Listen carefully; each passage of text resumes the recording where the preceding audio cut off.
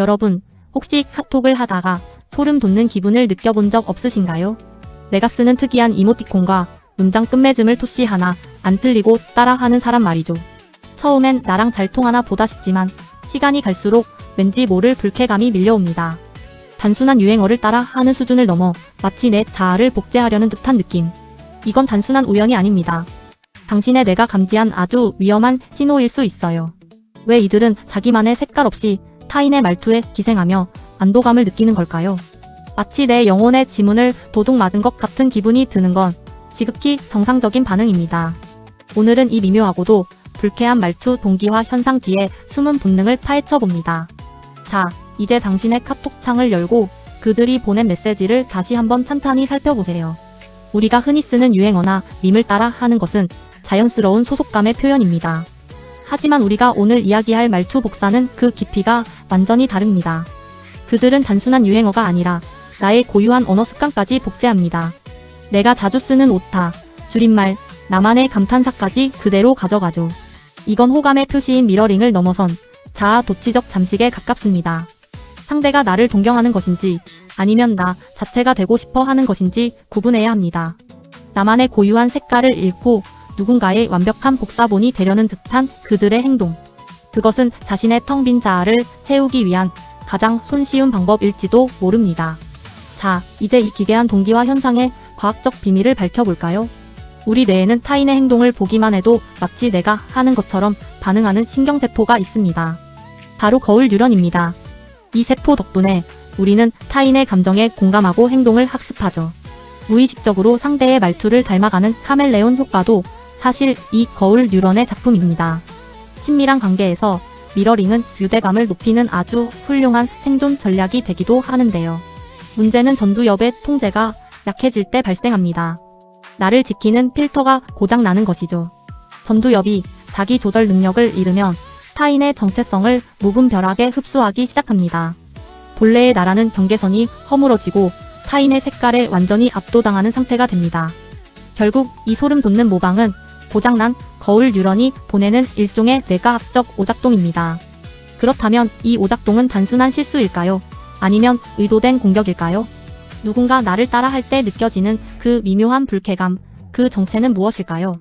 건강한 미러링은 상대와 주파수를 맞추려는 따뜻한 호감에서 시작됩니다. 대화가 즐거워서 나도 모르게 상대의 리듬을 타게 되는 아주 자연스러운 현상이죠. 반면 소름 돋는 말투 복사는 상대를 지배하려는 소유욕의 변형일 수 있습니다. 당신의 매력적인 요소를 훔쳐와 자신의 결핍을 가리려는 심리적 도둑질인 셈이죠. 상대가 나를 동경해서 닮고 싶은 건지 아니면 나를 삼키고 싶은 건지 봐야 합니다. 전자는 나를 돋보이게 하지만 후자는 나라는 존재의 고유성을 지워버립니다.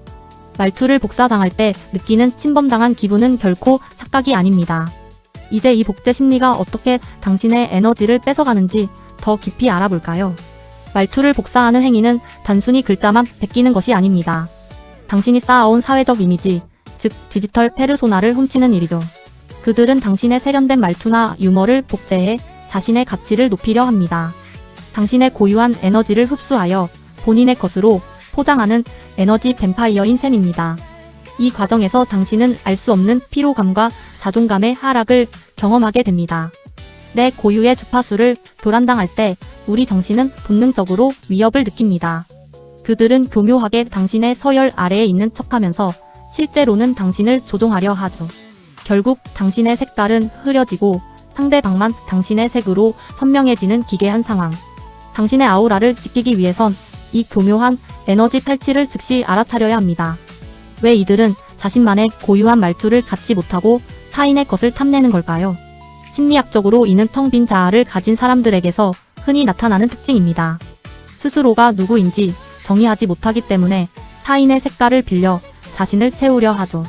특히 경계선 인격 성향이나 불안형 애착을 가진 경우 이런 증상이 두드러집니다.